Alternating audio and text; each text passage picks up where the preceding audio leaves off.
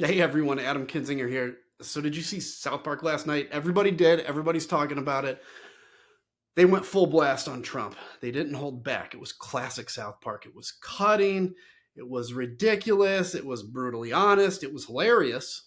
Unless, of course, you're Donald Trump. He was bothered by it because if there's one thing we've learned, it's that no one takes himself more seriously or more fragilely than Donald J. Trump. Now, he hasn't threatened to sue yet, as far as I know, but let's be real. Let's just give it a day because he's going to. Because this is the same guy. He sues everyone. He sues comedians. He sues news outlets. He sued his own niece. Anyone that dares to criticize him. By the way, that's not free speech, and it's certainly not strength. That is cancel culture. Cancel culture with a red hat on. Let me say that again. That is cancel culture.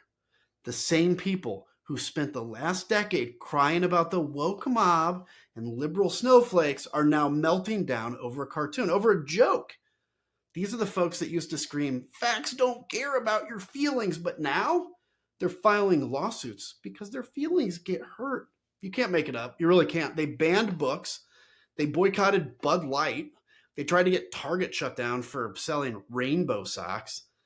They're canceling military generals. They're canceling professors, even their own former allies, because these people dared to think for themselves.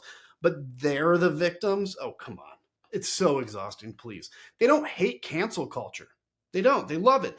They just want to control the canceling. They want a world where they're the only people that get to decide what's offensive and who gets silenced. That's not free speech. That's actually authoritarianism dressed up in patriot drag.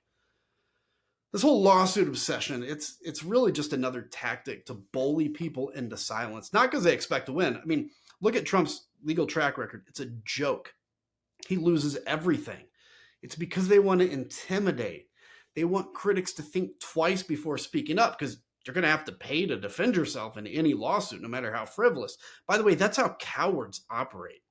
That's how you cancel democracy, too. Let's call this what it is. It's the real snowflake syndrome. These are not tough people, guys. They're not tough at all. They're weak. They talk tough.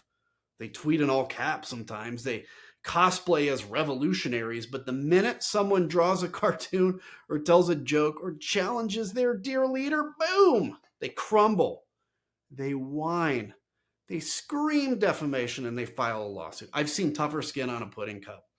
Look, America doesn't need more people walking around pretending they're warriors when they can't even take a punchline.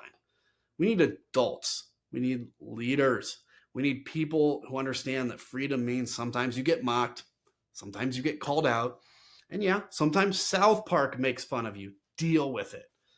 If you need a trigger warning for Comedy Central, you're not saving democracy, you're embarrassing it, and you're absolutely embarrassing yourself. So next time that one of these right-wing influencers starts ranting about the tyranny of cancel culture, ask them how many people they've tried to cancel this week.